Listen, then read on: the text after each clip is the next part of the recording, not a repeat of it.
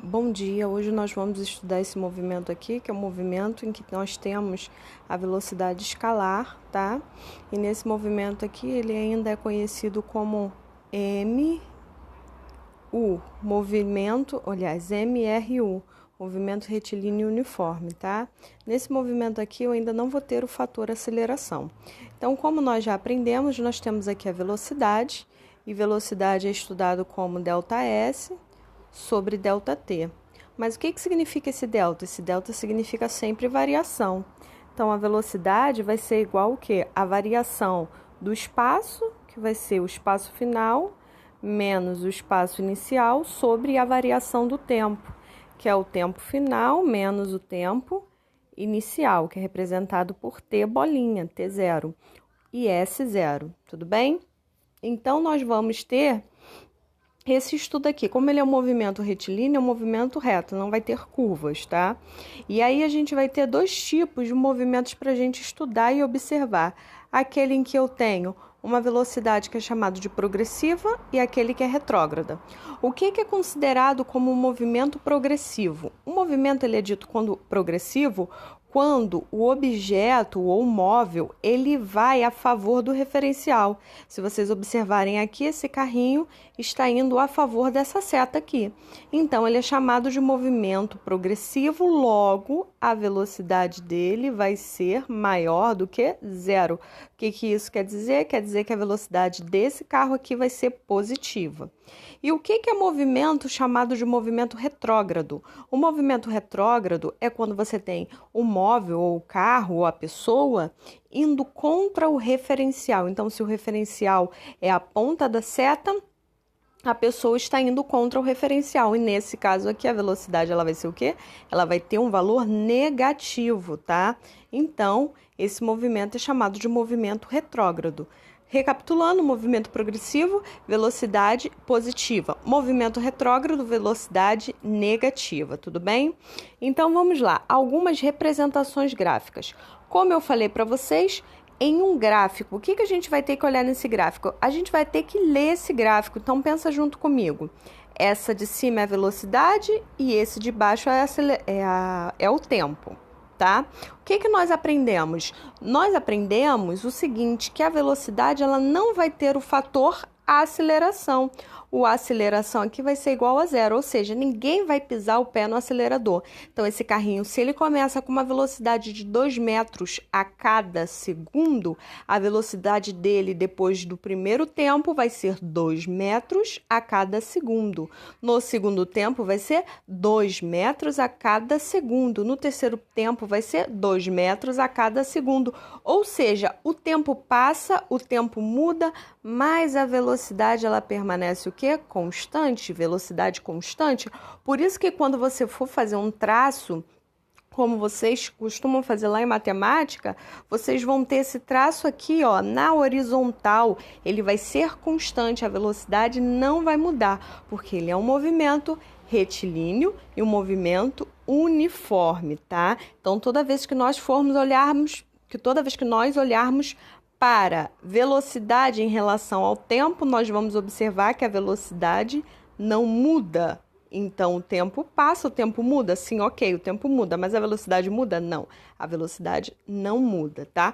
Como a velocidade não muda, então a gente vai poder calcular também a velocidade através da área do gráfico, tá? Então, nós podemos fazer o quê? Pegar a velocidade e multiplicar pelo tempo.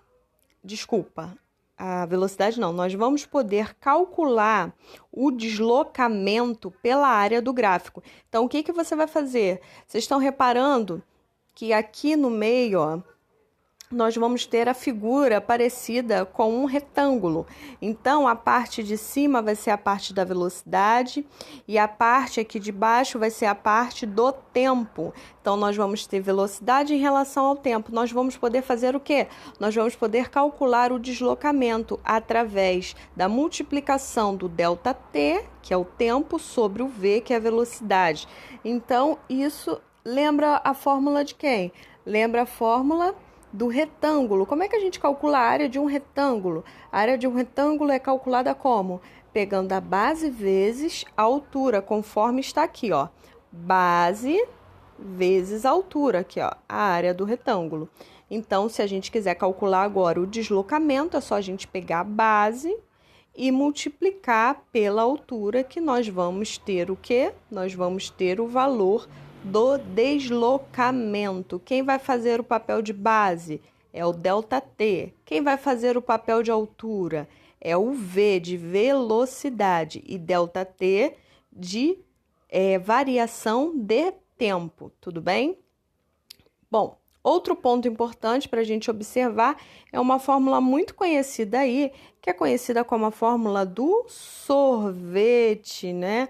Muita gente conhece essa fórmula aí, fórmula do sorvete. Essa fórmula do sorvete, ela não é muito diferente dessa fórmula aqui não, hein? Deixa eu limpar aqui. Ela não é muito diferente dessa fórmula da velocidade, é igual a ΔS sobre ΔT. Essa fórmula do sorvete, na realidade, ela só é um jeito diferente de você escrever essa fórmula aqui de cima. Então, essa fórmula do sorvete, como é que ela é calculada?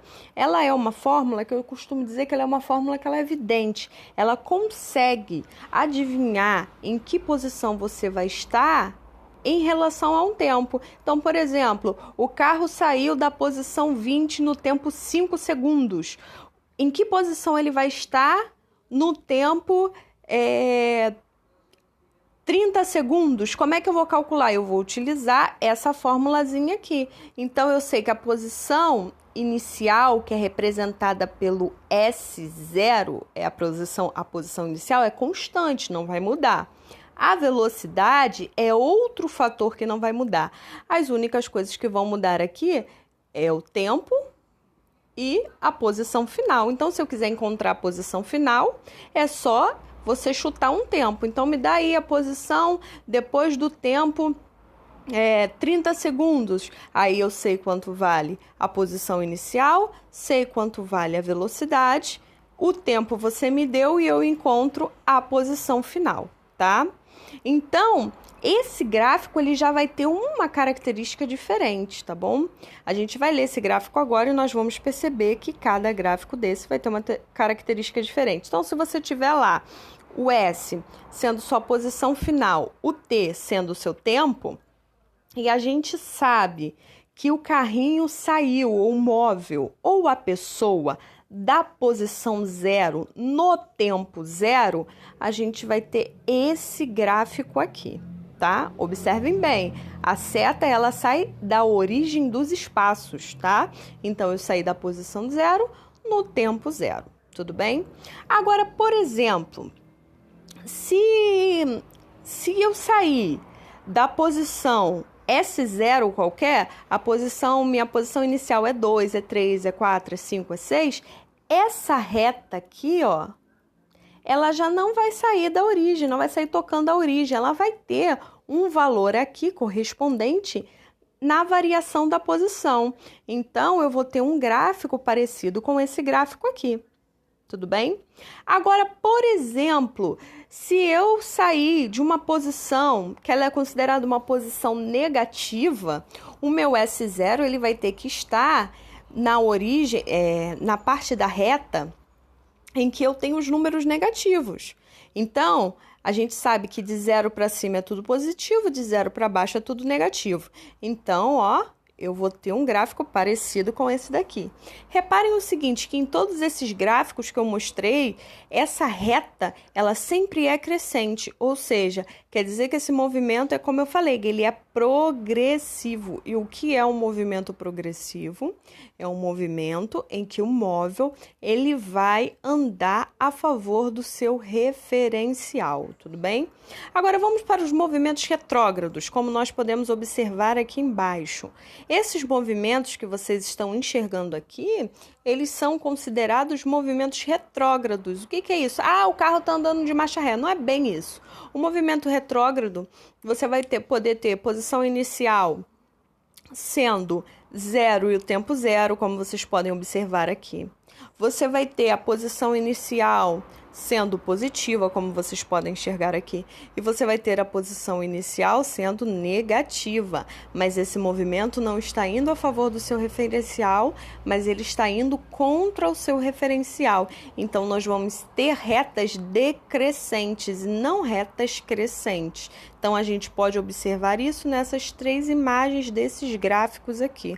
Cada gráfico vai representar um movimento diferente. Então, se eu tiver reta decrescente, o movimento é o quê? Retrógrado. Se eu tiver reta crescente, o movimento ele é o quê? Progressivo, tá? E todos esses movimentos, como eu falei aqui, eles vão ser regidos por essa fórmula do sorvete, que é S, posição final, é igual a S0, posição inicial, mais velocidade vezes o tempo. Então, essa fórmula aqui é conhecida como fórmula do sorvete. Nessa fórmula, a aceleração, ou seja, é igual a zero. Essa fórmula não, nesse movimento retilíneo uniforme. A gente também vai estudar um movimento retilíneo uniformemente variado, que tem aceleração. Só que nesse momento, esse movimento aqui, ele é só um movimento uniforme, ou seja, a aceleração dele é igual a zero, tá? Então, nesse movimento aqui, a gente vai ter algumas considerações para a gente levar, né? Vamos levar algumas coisas em consideração. O que nós podemos levar é sobre a área do triângulo, porque todos esses movimentos que vocês observaram aqui, eles parecem um triângulo, né?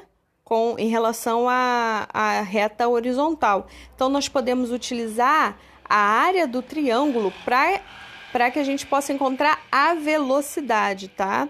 Então, a gente pode fazer essa relaçãozinha se a gente quiser encontrar a velocidade. Só que vai ser a área do triângulo só? Não. A gente vai ter que utilizar, na realidade, a tangente do ângulo que essa reta faz com o eixo horizontal. Nós não vamos entrar em detalhes por enquanto, nós vamos deixar para entrar em detalhes depois, quando a gente for resolver exercícios, mas por enquanto eu quero que vocês fiquem com esse conteúdo fixo na cabeça para vocês desenvolverem o restante das atividades.